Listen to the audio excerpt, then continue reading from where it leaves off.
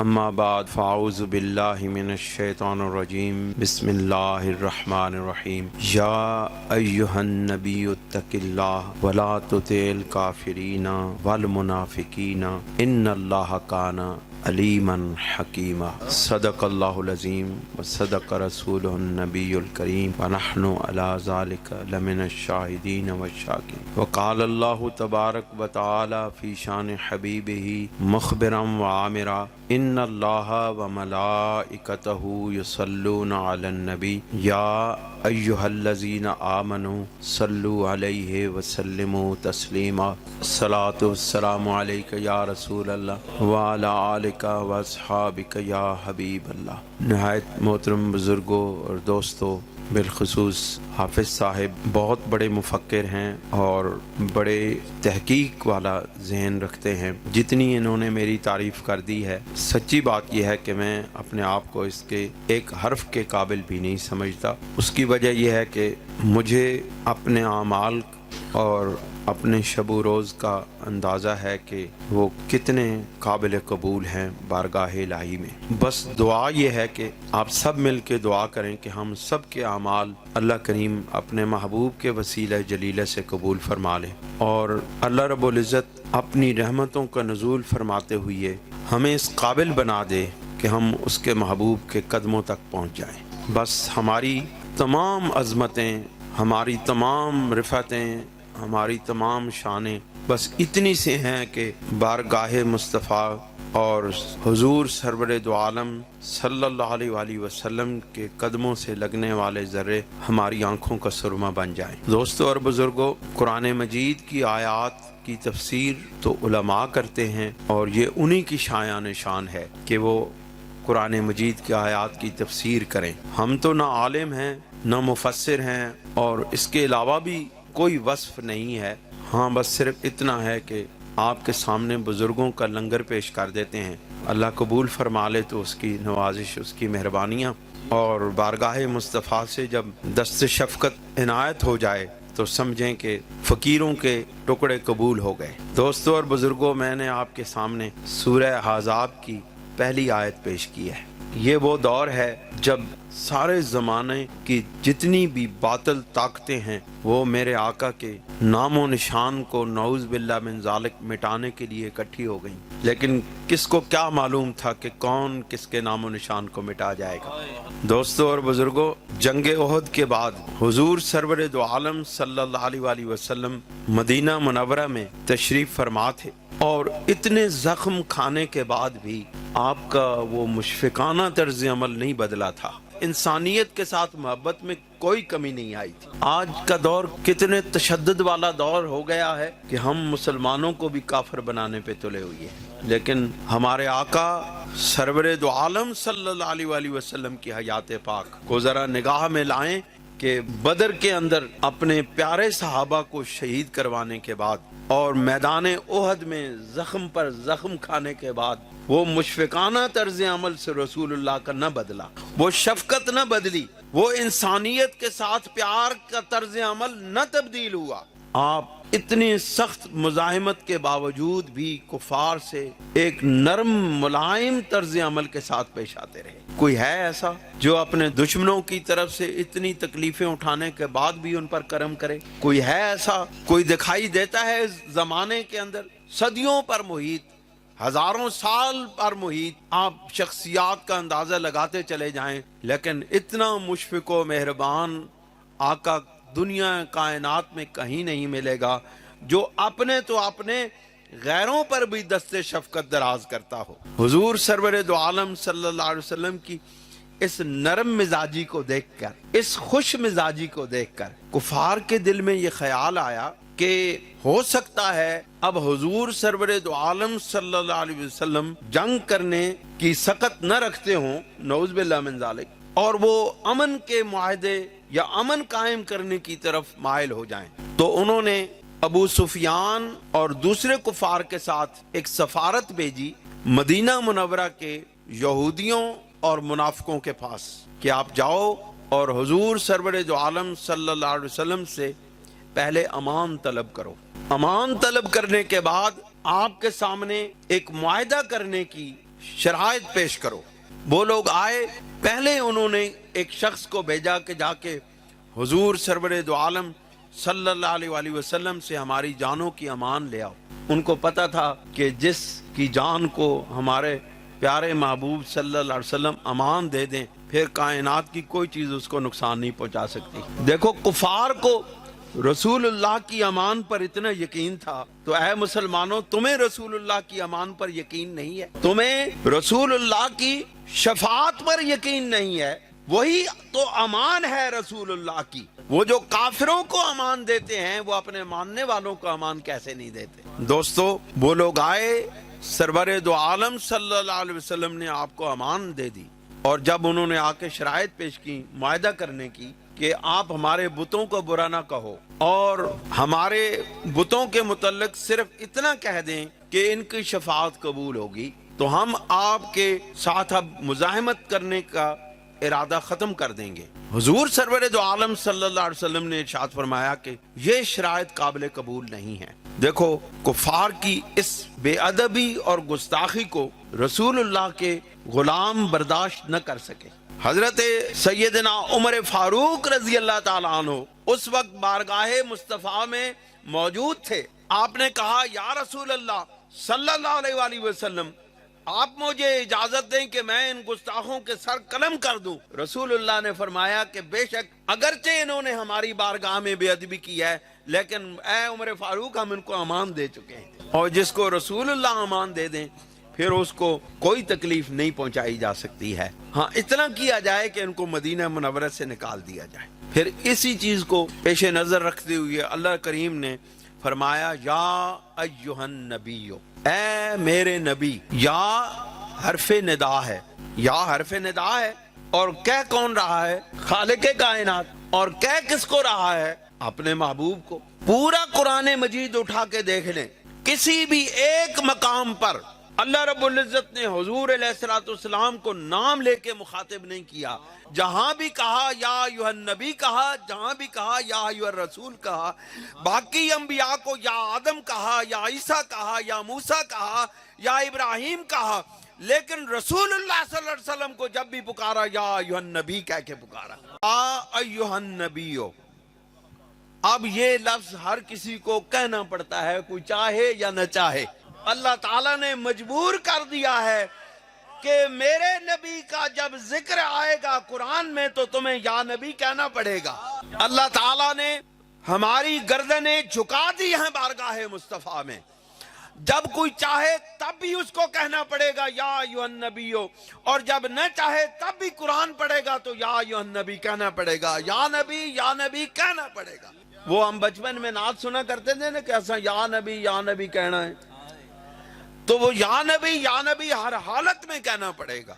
दोस्तों, हम अगर कहें, लोग कहें तो चलो शिर्क सही, लोग कहें या नबी तो शिर्क सही, लेकिन खालिक कायनात तो शिर्क नहीं करता ना, वो तो मुशरिक नऊज़ बिल्लाह मिन ज़ालिक नहीं है। जब वो या अय्युहन नबी कहता है, या अय्युहर रसूल कहता है, तो दोस्तों कम से कम तुम अगर नहीं कहते तो अल्लाह की सुन्नत ही अदा करके या नबी कह दो।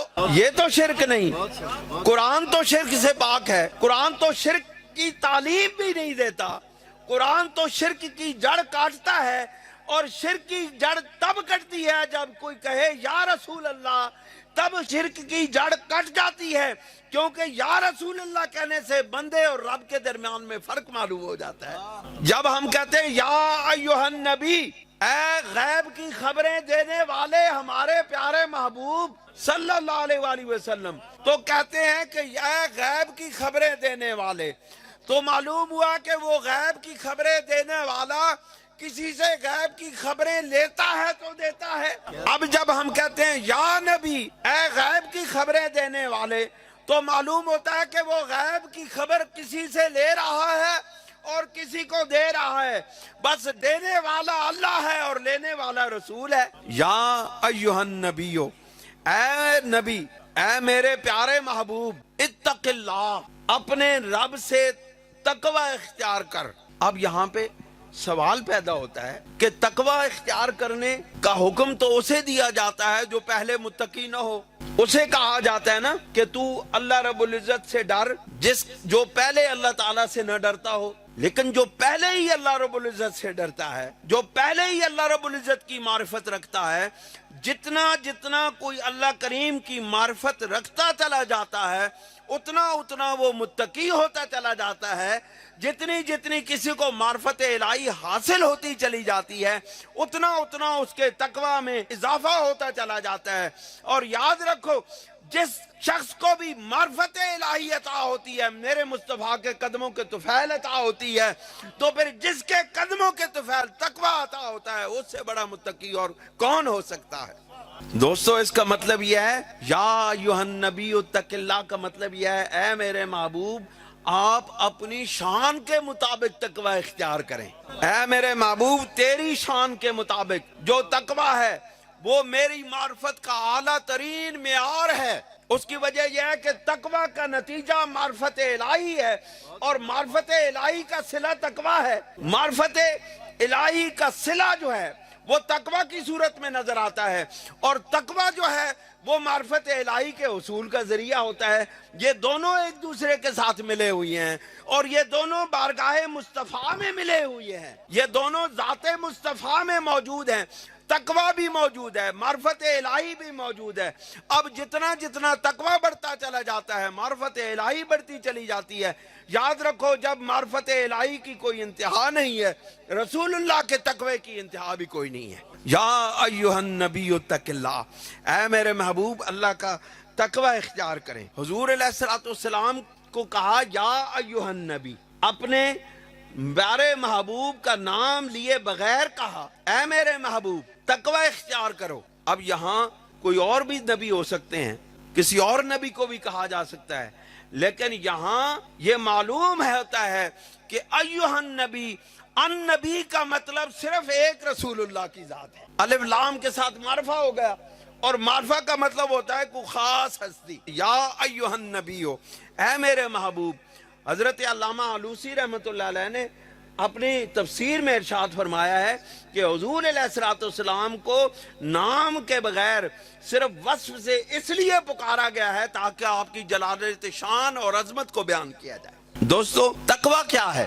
تقوی کی ایک خوبصورت تعریف، ہزاروں تعریفیں کی گئی ہیں، لیکن ایک خوبصورت تعریف جو میرے دل کو لگی ہے وہ میں آپ کے سامنے وہ لنگر پیش کرتا ہوں۔ حضرت طلق بن حبیب رحمۃ اللہ علیہ تقوی کی تعریف، بہت بڑے صوفی، بہت بڑے اعلیٰ عالم دین، وہ تقوی کی یہ تعریف بیان کرتے ہوئے کہتے ہیں کہ ان تعمل بطاعت اللہ، کہ تو اللہ رب العزت کی بارگاہ میں اطاعت کا ایسا عمل کرے جو اللہ رب العزت کی اطاعت کے اندر آتا ہو، اور پھر یہ اطاعت کا عمل کیسا ہو؟ علی نور من اللہ، علی نور من اللہ، یہ اطاعت الہی ایسا عمل ہو جو اللہ کے نور پر ہو، اللہ کے نور پر اطاعت الہی ہو، اطاعت الہی ہو۔ اب ہر عمل کو کہا جا سکتا ہے اطاعت الہی، لیکن وہ اطاعت الہی جو اللہ کی طرف سے نور پر ہوتی ہے، وہ نور والا بنا دیتی ہے۔ آپ نور والے ہیں، آپ نوری ہیں، نوری ہیں نا، نور والے ہیں، کیونکہ آپ اللہ رب العزت کے محبوب کی سنت کے مطابق اطاعت الہی کرتے ہیں۔ تو اللہ تعالیٰ کے لیے تقوی کی یہ تعریف کی گئی کہ ان تعمل بطاعت اللہ، کہ تقوی یہ ہے کہ تو اللہ رب العزت کی اطاعت اس طرح کرے کہ علی نور من اللہ، کہ تو اللہ رب العزت کی طرف سے جو تجھے نور ملتا ہے اس کے اوپر کھڑا ہو جائے۔ پھر فرمایا دوسری بات یہ ہے کہ ترجو ثواب اللہ، کہ تو اللہ رب العزت کی طرف سے ثواب کی جستجو کرے۔ دوستو، اللہ کی طرف سے ملتے ہوئے انعامات کی جستجو، اللہ کی طرف سے ملتے ہوئے انعامات کی جستجو کرنا تقوی ہے۔ اور اللہ کا سب سے بڑا انعام کیا ہے؟ لقد من اللہ علی المؤمنین اذ بعث فیہم رسولا، اے مومنوں تم پر اللہ رب العزت نے سب سے بڑا احسان کر دیا ہے کہ اللہ تعالیٰ نے تمہارے اندر اپنا محبوب بھیجا ہے۔ ترجو ثواب اللہ، تقوی یہ ہے کہ تو اللہ رب العزت کی طرف سے انعامات کی جستجو کرے، آرزو کرے، تمنا کرے۔ پھر فرمایا وَأَن تَتْرُكَ مَعْصِيَتَ اللہ، اور یہ کہ تو اللہ رب العزت کی معصیت، اللہ رب العزت کی نافرمانی کو چھوڑ دے، یہ تقوی ہے۔ پہلا کیا؟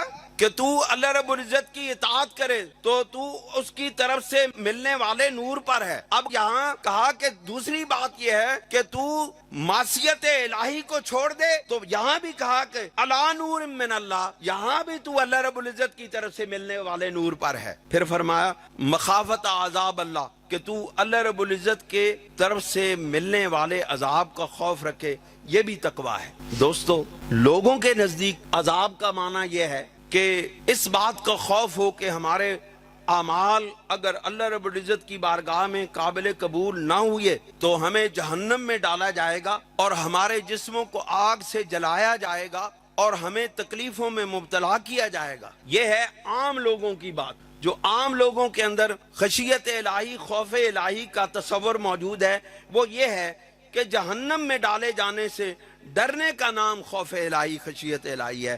لیکن اللہ والوں کے نزدیک خوف الہی یہ ہے کہ اللہ رب العزت کی رضا حاصل نہ ہو تو اس کو خوف الہی کہتے ہیں۔ اللہ رب العزت کی طرف سے رضا کا نہ ملنا، اللہ تعالیٰ کی خوشنودی کا نہ ملنا، اللہ والوں کے نزدیک خوف الہی، خشیت الہی کا باعث ہو جاتا ہے۔ وہ اللہ رب العزت کے سزا سے نہیں ڈرتے۔ کسی بزرگ نے کہا تھا نا کہ اگر اللہ رب العزت اس بات پہ راضی ہو جائے تو ہم جہنم میں جانے کے لیے بھی تیار ہیں کہ مولا کی رضا ہمیں وہاں مل جائے گی۔ وہ تو کہتے ہیں ہم رضائے الہی کی تلاش میں ہیں، ہمیں تو رضائے الہی چاہیے، خواہ وہ جنت میں ملے خواہ جہنم میں ملے، ہم تو رضائے الہی کی جستجو میں ہیں۔ تو اللہ والے تو اس طرح کی سوچ رکھتے ہیں۔ یاد رکھیں دوستو، اللہ کی رضا، اللہ کی خوشنودی سب سے بڑی جنت ہے، اللہ کا راضی ہو جانا سب سے بڑی جنت ہے۔ جنت کیا ہے؟ جنت صرف لذات کام و دہن حاصل کرنے کا نام تو نہیں، اصل جنت جو ہے وہ پھل کھانے کا نام نہیں۔ اصل جنت دنیا کے مثل انواع و اقسام کی نعمتیں حاصل کرنے کا نام نہیں ہے۔ اصل جنت جو ہے وہ دیدار مصطفیٰ کا نام ہے، اور اصل جنت جو ہے وہ دیدار الہی کا نام ہے۔ جب حضور سرور دو عالم صلی اللہ علیہ وآلہ وسلم نے ان کفار کی ان باتوں کو، ان پیشکشوں کو رد کر دیا تو اللہ کریم نے ارشاد فرمایا وَلَا تُطِعِ الْكَافِرِينَ وَالْمُنَافِقِينَ، اے میرے محبوب آپ کافروں اور منافقوں کی پیروی نہ کرنا۔ یہاں ایک بڑے عجیب و غریب قسم کا خیال پیدا ہوتا ہے کہ وہ رسول کریم صلی اللہ علیہ وسلم جو کفر سے، منافقت سے ایمان کی طرف لے جانے والے ہیں، جو لوگوں کو اللہ رب العزت کے ساتھ جوڑ دینے والے ہیں، جو اللہ کریم کے ساتھ ملانے والے ہیں، وہ کس طرح کفر اور معصیت کی، منافقت کی اتباع کر سکتے ہیں؟ لیکن اہل اللہ نے یہاں پہ نکتہ بیان کیا ہے۔ وہ کہتے ہیں کہ یہاں پر کفار اور منافقین کی اتباع کا امکان موجود نہیں تھا، لیکن اللہ رب العزت لوگوں کو بتانا چاہتے ہیں کہ میں اپنے محبوب کے بارے میں اتنا کانشیس ہوں، میں اپنے محبوب کے بارے میں اتنا محتاط انداز طرز عمل رکھتا ہوں کہ میں اس بات کے امکان کو بھی برداشت نہیں کر سکتا کہ کوئی یہ کہے کہ کفار اور منافقین کی میرا محبوب اطاعت کرتا ہے۔ سمجھے کہ نہیں جی؟ کہ اطاعت کفار اور منافقین اس کا تو امکان ہی موجود نہیں ہے، لیکن اللہ رب العزت اس بارے میں صوفیاء کہتے ہیں، یہ بتانا چاہتے ہیں کہ میں اپنے محبوب کے اس طرز عمل کے بارے میں اتنا محتاط ہوں کہ میں کسی کو گمان بھی نہیں کرنے دیتا کہ میرا محبوب کفار اور منافقین کی اطاعت کرے گا۔ اس لیے فرمایا کہ اے میرے محبوب آپ اس طرح کا طرز عمل اختیار کریں تاکہ اپنے تو اپنے، غیر بھی آپ کی طرف گمان نہ کریں کہ آپ نے کسی بات کو، کفار کی بات کو مان لیا، منافقین کی بات کو مان لیا۔ عام لوگوں نے کہا نا کہ جو یا ایھا النبیوں کو نہیں مانتے ہیں، یا ایھا النبی، یا کو نہیں مانتے ہیں، نبی کے غیب کی خبریں دینے والے کی اس معنی کو نہیں مانتے ہیں، انہوں نے کہا اللہ رب العزت نے رسول اللہ کو تقوی اختیار کرنے کا کہا، اللہ رب العزت نے رسول اللہ صلی اللہ علیہ وسلم کو اطاعت اور منافقوں کی اور کفار کی اطاعت سے منع کرنے کی تنبیہ کی۔ تنبیہ جو ہے وہ اپنوں کو نہیں کی جاتی، اپنوں کو پیار سے آنے والے حالات سے آگاہ کیا جاتا ہے، اپنوں کو تنبیہ نہیں کی جاتی، اپنے کو جھڑکا نہیں جاتا، اپنوں کو تو پیار سے سمجھایا جاتا ہے کہ اے میرے محبوب آنے والے وقت میں یہ حالات پیدا ہونے کا امکان ہے۔ تو دوستو، اللہ رب العزت نے اپنے محبوب کے اوپر اپنی رحمت کی یوں چادر تانی اور کہا کہ میرا محبوب میری حفاظت میں ہے. اب کوئی کافر اور منافق یہ نہ سوچے کہ رسول اللہ ہماری بات مان لیں گے. یہ مانا کرو تو تمہیں پتہ بھی چلے کہ تم رسول اللہ کے غلام ہو. اب رسول اللہ کی طرف کفار اور منافقین کی اطاعت کی نسبت کرنا کہاں کا ایمان ہے؟ ایمان یہ ہے کہ یہ کہو کہ رسول اللہ اپنے اللہ رب العزت کی اس طرح حفاظت کی چادر میں لپٹے ہوئے تھے کہ کوئی کافر اور کوئی منافق اور کوئی شخص بھی دنیا کا یہ گمان بھی نہیں کر سکتا کہ ہمارا محبوب کفار اور منافقین کی طرف آنکھ بھی اٹھا کے دیکھ لے. ادھر کہتے ہیں غیب کی خبریں دینے والا، اور غیب کی خبریں دینے والوں کو یہ بھی معلوم نہ ہو کہ کفار اور منافقین کیا سوچ رہے ہیں. پھر یہ پہلا والا معنی غلط ہو گیا یا دوسرے والا معنی غلط ہو گیا ہے؟ یا پہلے والے معنی کو غلط ماننا پڑے گا نعوذ باللہ، یا دوسرے معنی کو غلط ماننا پڑے گا. جو غیب کی خبریں دے، دیکھیں اللہ رب العزت کی بات حکمتوں سے بھری ہوئی بات ہوتی ہے. اس میں کوئی ویسے الفاظ نہیں ہوتے، ان الفاظ کے اندر اللہ رب العزت نے معانی کا سمندر ڈبویا ہوتا ہے. اللہ رب العزت یہاں پہ یا ایھا الرسول نہیں کہا، کوئی اور کسی لقب سے نہیں پکارا، یا ایھا النبی کہا، تاکہ لوگوں تمہیں معلوم ہو جائے کہ کفار اور منافقین جو کچھ لے کر آئے ہیں میرے محبوب کو، میرا محبوب پہلے ہی سے جانتا ہے. یا ایھا النبی اتق اللہ ولا تطع الکافرین والمنافقین. اے میرے محبوب آپ ایسا تقوی اختیار کریں، آپ اپنے رب کے اتنے قریب ہو جائیں. دوسرا معنی آپ لیں، اب یہ خیرات لیں. آپ تقوی کیا ہے؟ اللہ کا قرب ہوتا ہے تقوی.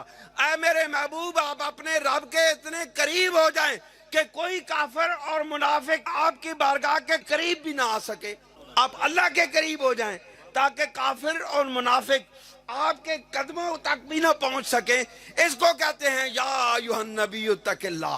اے میرے محبوب آپ اللہ کا اتنا قرب پا لیں، یا اے میرے محبوب آپ نے اللہ کا اتنا قرب پا لیا ہے کہ اب کوئی کافر اور منافق آپ کے در اقدس کی دہلیز کو بھی نہیں چھو سکتا ہے. آپ دیکھیں کوئی کافر وہاں پہ جاتا ہے، کوئی منافق در رسول پہ جاتا ہے، وہ در رسول پر منافقوں کو یوں باہر نکال دیتے ہیں، ہاتھ سے انگلی سے پکڑ کر کوئی وہاں پہ جانا بھی چاہے منافقوں کو نکال دیتے ہیں، ان کے دلوں کو تنگ کر دیتے ہیں کہ وہ یہاں سے بھاگ جاتے ہیں. وہاں پر صرف اور صرف ایمان والے کھڑے نظر آتے ہیں، قطار اندر قطار. وہاں قطاریں بنائے ہوئے غلام کھڑے نظر آتے ہیں. وہاں صلاۃ و سلام پیش کرتے ہوئے آقا کے غلام نظر آتے ہیں، جن کے چہروں پر نور ہی نور ہوتا ہے، جن کے چہروں پر نورانیت کی لپٹیں بہہ رہی ہوتی ہیں. وہ کہتے ہیں کہ وہ رسول اللہ کی بارگاہ میں حاضر ہونے والے ہیں. یا ایھا النبی اتق اللہ ولا تطع الکافرین والمنافقین ان اللہ کان علیما حکیما. اب پھر کہا یہاں پر، اب کفار اور منافقین کی شرارتوں کا ایک اور جواب دیا. جو لوگ کہتے ہیں تنبیہ کر دی ہے، اللہ رب العزت پھر کہتا ہے لوگوں تم میرے محبوب کے علم پر تو شک کرو تو بے شک کرو، لیکن میں تو علیم بھی ہوں اور حکیم بھی ہوں. کیا میں اپنے نبی کے دروازے تک منافقوں اور کافروں کو جانے دیتا ہوں؟ اگر تم کہتے ہو نبی نہیں جانتے تو نہ مانو. اللہ رب العزت کہتے ہیں میں تو حکمتوں والا ہوں، میں تو علم والا ہوں. مجھے تو علم ہے کہ کون میرے محبوب کی دربار میں باادب جاتا ہے اور کون ایمان لے کے جاتا ہے اور کون کفر لے کے جاتا ہے. تم نہیں جانتے تو نہ جانو، ہم تو جانتے ہیں. ان اللہ کان علیما حکیما. بے شک اللہ رب العزت تو اس بات کا زیادہ حق رکھتا ہے کہ وہ اتنا بڑا عالم اور حکمتوں والا ہے کہ اس کے کم از کم علم پر شک نہ کیا جائے. دوستو پھر اللہ رب العزت نے ایک اور بات کو کھولا ہے. دیکھو اللہ تعالیٰ اپنے محبوب کے شان کے بارے میں بہت سینسٹیو ہے. اللہ تعالیٰ اپنے محبوب کے شان کے متعلق بہت ہی حساس ہے. وہ بہت محتاط انداز میں ایک ایک قدم کو، ایک ایک لفظ کو دیکھتا ہے کہ میرے محبوب کی بارگاہ میں ایک اٹھنے والا قدم کیا ادب کے ساتھ اٹھا ہے اور کیا زبان سے نکلنے والا لفظ میرے محبوب کی شان کے مطابق نکلا ہے کہ نہیں نکلا ہے. وہ تو اتنا اندازے لگاتا ہے. پھر کہتے ہیں کہ لوگوں نہ مانو، تم نہیں مانتے ہو تو نہ مانو. اللہ رب العزت کا ہے میرے محبوب ان لوگوں کو چھوڑ دے، یہ مانتے ہیں تو مانے، نہیں مانتے تو نہ مانے. تو پھر اللہ رب العزت کس کی بات مانے تیرا محبوب؟ اللہ کہتا ہے وَاتَّبِعْ مَا يُوحَىٰ إِلَيْكَ، اے میرے محبوب اب وہ بات جو تیرے اور میرے درمیان راز کی بات ہے، اب ہم دونوں مل کے کوئی راز کی بات کرتے ہیں، جو وحی آتی ہے وہ راز الہی ہوتی ہے، جب تک نبی اس کو ظاہر نہ کرے وہ راز الہی ہے، اور راز الہی ظاہر ہو کے بھی راز رہتا ہے۔ لوگوں اس بات کو سمجھنے کی کوشش کرو، وحی الہی راز الہی ہے، اور راز الہی ظاہر ہو کے بھی راز رہتا ہے جب تک محبوب اس کے اوپر سے چادر نہ ہٹا دے، جب تک محبوب اس کے معنی کھول نہ دے، جب تک محبوب جتنا چاہے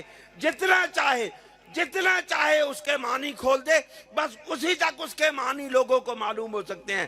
لیکن اس کے باوجود حضور علیہ السلام نے فرمایا ہے کہ اس قرآن مجید کے ہر حرف کے 7 معنی ہیں، ابھی تو ہم نے آدھا بھی بیان نہیں کیا ہے۔ اللہ رب العزت کے محبوب نے تو ابھی لفظ کھولے ہیں، ابھی راز نہیں کھولے، اب وحی الہی کے لفظ بتائے ہیں۔ ارے تم لفظوں کو بھی برداشت نہیں کر سکتے تو راز کو کیسے برداشت کرو گے؟ یہ وحی الہی ہے، یہ خاص اللہ رب العزت کا خاص کرم ہوتا ہے، اللہ رب العزت کا خاص راز ہوتا ہے جو اپنے محبوب کو عطا ہوتا ہے، اور محبوب اپنے خاص غلاموں کو یہ راز عطا کرتے ہیں جو ایک سینے سے دوسرے سینوں میں منتقل کر دیتے ہیں، اور اسی کو تصوف اور روحانیت کہتے ہیں۔ قرآن کے معنی کے رازوں کو جان لینا ہی تصوف اور روحانیت ہے، اور یہ تصوف اور روحانیت سینے سے دوسرے سینے میں منتقل ہوتا ہے، یہ لفظوں کے ساتھ منتقل ہو ہی نہیں سکتا، یہ سینے سے سینے میں منتقل ہوتا ہے، اور ہر سینے میں منتقل نہیں ہوتا، یہ اس سینے میں منتقل ہوتا ہے جس میں نور مدینہ ہوتا ہے، جس میں نور مصطفیٰ ہوتا ہے، جس میں نور الہی ہوتا ہے، جس میں حضور علیہ السلام کا عشق اور محبت ٹھاٹھے مار رہا ہوتا ہے، یہ اس سینے میں منتقل ہوتے ہیں راز۔ دوستو، حضرت امام ربانی مجدد الفسانی رضی اللہ تعالیٰ عنہ اپنے مکتوبات شریف میں ارشاد فرماتے ہیں اپنے معارف کے بارے میں ارشاد فرماتے ہیں کہ یہ وہ معارف ہیں جو ہم کووں اور چیلوں کے آگے نہیں پھینکتے ہیں۔ اب دیکھو وہ معارف، آپ فرماتے ہیں یہ ایسے موتی ہیں جو ہم کووں کے آگے نہیں پھینکتے ہیں، ہم یہ موتی ان لوگوں کو دیتے ہیں جو ان موتیوں کی قدر شناس ہوتے ہیں۔ دوستو، اللہ کے محبوب کے غلاموں کے غلام جتنے مرضی کہتے جاؤ غلام، ان غلاموں کا غلام حضرت مجدد الفسانی جب موتی معارف کے موتی کووں اور چیلوں کے آگے نہیں پھینکتے تو رسول اللہ صلی اللہ علیہ وسلم وحی الہی کے راز کوے کھانے والوں کے پاس کیسے پھینک سکتے ہیں؟ کوے کھانے والوں کے آگے کیسے پھینک سکتے ہیں؟ وہ کووں اور چیلوں کے آگے نہیں پھینکتے، اللہ کے محبوب کوے کھانے والوں کے آگے یہ نہیں پھینکتے۔ اللہ کریم ارشاد فرماتے ہیں وَاتَّبِعْ مَا يُوحَىٰ إِلَيْكَ، اے میرے محبوب ہم نے جو آپ کے ساتھ بھئی خاص آپ کی طرف، بھئی خاص الخاص آپ کی طرف وہی نازل کی ہے۔ ایک ہوتے ہیں خاص، ایک ہوتے ہیں اخوص الخواص۔ اب یہ ان اخوص الخواص کے بھی خاص ہیں جو رسول اللہ صلی اللہ علیہ وسلم کی ذات ہے، یہ تو اخوص الخواص وہ ہیں جو رسول اللہ کے قدموں سے نور حاصل کرتے ہیں، ان کو اخوص الخواص اولیاء کہتے ہیں۔ اب یہ جو راز کی بات ہے یہ وحی الہی ہے، وہ اللہ کہتے ہیں یوحا الیک، اے میرے محبوب، اے میرے نویکلے محبوب، ہم نے یہ وحی بس صرف تیری طرف ہی بھیجی ہے، اس کی اتباع کریں، جو ہم تجھے کہتے ہیں میرے محبوب اس کی اتباع کریں۔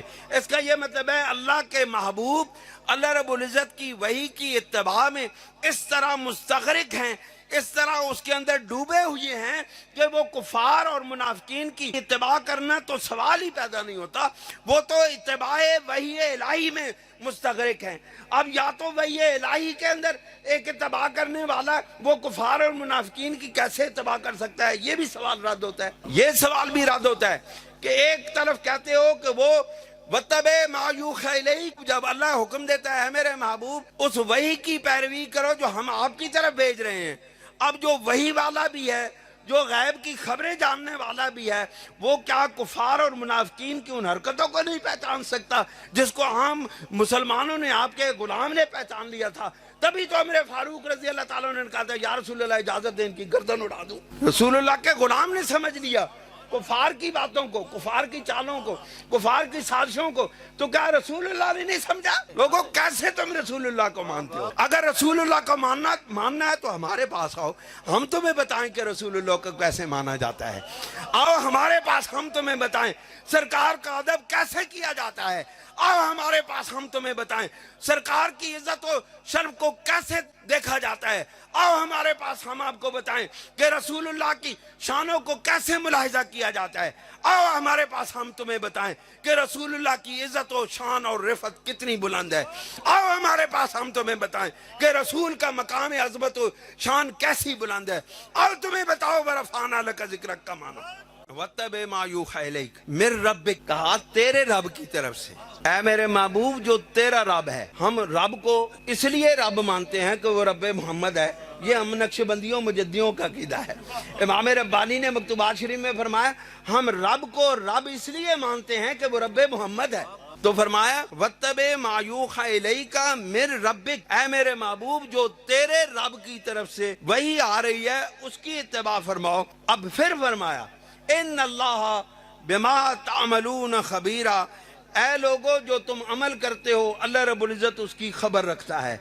अब देखो आयत शुरू हुई तो या अय्युहन नबी से, अब आयत खत्म हो रही है तो अल्लाह अपने इल्म का इजहार करता है। पहले अपने महबूब के इल्म का इजहार किया, या अय्युहन नबी कह के बताया मेरा महबूब भी गैब की खबरें देने वाला है। और आखिर में फरमाया इन्नल्लाह कान बिमा तामलून खबीरा, बेशक अल्लाह रब्बुल इज्जत जो कुछ तुम करते हो उसकी खबरें रखता है।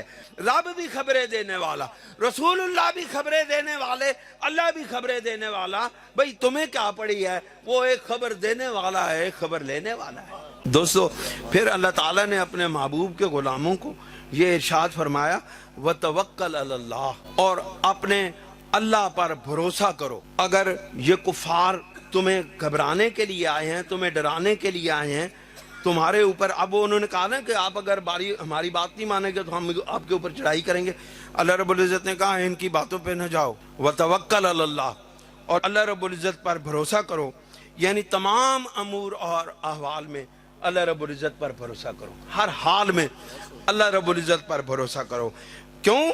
इस वजह से फिर फरमाया अपनी शान को फरमाया वकफा बिल्लाहि वकीला, और ऐ मेरे महबूब तेरे लिए अल्लाह ही काफ़ी है। तुझे हमने दुनिया के लोगों से बेनियाज कर दिया है, तुझे दुनिया के लोगों की ज़रूरत नहीं है, तू दुनिया के मदद करने वाला है, तुझे दुनिया के मददगारों की ज़रूरत नहीं है। वकफ़ा बिल्लाहि वकीला, ऐ मेरे महबूब अल्लाह रब्बुल इज़्ज़त काफ़ी है तेरे काम करने के लिए। दोस्तों, ये जो तवक्कुल का बाब है ये दर हकीकत सूफिया का बाब है। एक वाक़या अर्ज़ करने के बाद कि तवक्कुल क्या चीज़ है, अर्ज़ करने के बाद आपसे इजाज़त चाहूँगा। सिलसिला तरीक़त नक्शबंदिया के एक बहुत बड़ा नाम हज़रत बायज़ीद बस्तामी रहमतुल्लाह अलैह, आपने तवक्कुल के जो मानी बयान किए हैं अमली सूरत में, ज़ुबान के साथ नहीं। ये अल्लाह के जो वली होते हैं ना, ये अपने अमल से कुरान की तफसीर करते हैं, ये ज़ुबान से तफसीर नहीं करते, ये अपने अमल से तफसीर कुरान करते हैं। उसकी वजह यह है कि ये तफसीर उससे लेते हैं जो मुजस्समे कुरान है, ये उससे तफसीर लेते हैं जो मुजस्समे कुरान है। एक कुरान है, एक चलता फिरता कुरान है रसूलुल्लाह की ज़ात की सूरत में, वो कुरान है जो दफ़तैन में लिखा हुआ है, और एक कुरान है जो मदीने पाक की गलियों में चलता है, उसको मुजस्सम कुरान कहते हैं। इसलिए जो मुजस्सम कुरान के गुलाम होते हैं वो लफ्ज़ों की तफसीर नहीं करते, वो अमलों की तफसीर करते हैं, क्योंकि रसूलुल्लाह ने कुरान की अमली तफसीर की है। इसलिए आप अलैहिस्सलाम के गुलाम भी अमली तफसीर करते हैं। हज़रत बायज़ीद बस्तामी रहमतुल्लाह अलैह अपनी खानकाह में अपने मुरीदों को तलकीन कर रहे हैं, तालीम दे रहे हैं, तसव्वुफ़ और रूहानियत की बातें बता रहे हैं। बस वो अल्लाह अल्लाह करते हैं, अल्लाह का जिक्र करते हैं। जब कोई अल्लाह की तरफ से कोई चीज़ मिल जाए तो खा लेते हैं, न मिले तो नहीं खाते। अब फ़कीर बैठे हुए, अल्लाह ताला फ़कीरों की आजमाइश करता है कि हमारे फ़कीरों के दरबार में बैठने वाले लोग क्या सारे सही हैं या कोई बिच रला मिला भी बंदा बैठे हैं। अल्लाह ताला अपने फ़कीरों की बारगाह को खालिस करता रहता है, दूसरों को भगाता रहता है, अपनों को लाता रहता है। उस बारगाह में, फ़ुक़रा की बारगाह में, अल्लाह ताला उन पाकीज़ा नफूस की बारगाह में صرف ان لوگوں کو بیٹھنے کی اجازت دیتا ہے جو ان کے نفس پاک ہوتے ہیں. ہر ایرا غیرہ ادھر بیٹھ ہی نہیں سکتا. کسی کو کیا خامی نظر آتی ہے, کسی کو کیا خامی نظر آتی ہے, وہ کہتے ہیں یہ تو پیر ایسا ہے, یہ پیر ایسا ہے, اس پیر میں یہ خرابیاں, اس پیر میں یہ خرابیاں. اللہ ان کو بھگا دیتا ہے, بھاگ جاؤ ادھر سے. حضرت بایزید بستامی رحمۃ اللہ علیہ کی بارگاہ میں وہ صوفیاء, آپ کے خلفاء, آپ کے مریدین خانقاہ میں بیٹھے رہے, کئی دنوں تک کھانا نہ آیا, انہوں نے کھانا نہ کھایا. تعلیم دیکھیں. مریدوں نے کہا جب بھوک سے نڈھال ہونے لگے, خلفاء جب جو سالکین طریقت تھے وہ بھوک سے نڈھال ہونے لگے, کمزور ہو گئے, تو انہوں نے کہا کہ اے ہمارے مرشد, حالانکہ مرشد بھی تو ادھر ہی بیٹھے ہوئے تھے, مرشد نے کون سا کھانا کھایا تھا. مریدوں نے عرض کی کہ اے مرشد کریم, اگر آپ اجازت دیں تو ہم جا کے باہر سے کوئی کسی سے رزق مانگ کے لے آئیں تو تاکہ ہم کھانا کھا لیں, ہم تو بہت کمزور ہو گئے. تو حضرت بایزید بستامی رحمۃ اللہ علیہ نے ارشاد فرمایا, اگر تمہیں معلوم ہے کہ تمہارا رزق کہاں ہے تو تم جا کے وہاں سے لے آؤ. جب تمہیں معلوم نہیں ہے, یہ تو رازق کو معلوم ہے کہ تمہارا رزق کہاں ہے. جب تمہیں معلوم نہیں کہ تمہارا رزق کہاں ہے تو اپنے رزق کو ڈھونڈنے کہاں جاؤ گے, اپنے رازق کو ادھر ہی ڈھونڈو, یہاں ہی مل جائے گا. دوستو پھر انہوں نے جب اللہ پر توکل کی اور کہا کہ مرشد کریم آپ نے تو ایک لفظ میں ہمیں سارا معاملہ سمجھا دیا, سارا فلسفہ تصوف سمجھا دیا, ہمیں تو اپنے رب کی بارگاہ سے مانگنے کی تعلیم دے دی. آپ دیکھیں اسی وقت جب انہوں نے رجوع کیا, انہوں نے کہا اے ہمارے مرشد کریم, ہم اب بس اللہ کا ذکر کریں گے, اللہ کا ذکر کرتے رہیں گے, بس اسی کو یاد کرتے رہیں گے, ہم کسی کے دروازے پر رزق مانگنے نہیں جائیں گے. اسی وقت دروازہ کھٹکتا ہے, ہاتھوں میں طباق لیے ہوئے لوگ شاہ کی طرف سے یا اس گورنر کی, اس علاقے کے گورنر کی طرف سے طباقوں میں رکھے ہوئے کھانے ان فقیروں کو پیش کیے جاتے ہیں. بایزید بستامی فرماتے ہیں اب تم اس رزق کو ڈھونڈنے نہیں گئے تھے, یہ رزق تمہیں ڈھونڈنے آیا تھا. تم نے رازق کے ساتھ لو لگائی, رزق تمہیں ڈھونڈتے ڈھونڈتے یہاں پہنچا. تم کہاں رزق کو ڈھونڈنے جاتے, تو رزق والے سے جب لو لگا لیا, رزق تمہارے پیچھے پیچھے آ گیا ہے. دوستو دعا کریں کہ اللہ کریم ہمیں بھی ایسے ہی توکل اور ایسے ہی شان والی زندگی عطا فرمائیں. اللہ تعالی ہمیں عمل کی توفیق عطا فرمائیں. وآخر دعوانا ان الحمدللہ رب العالمین. جزاک اللہ جی, بہت شکریہ.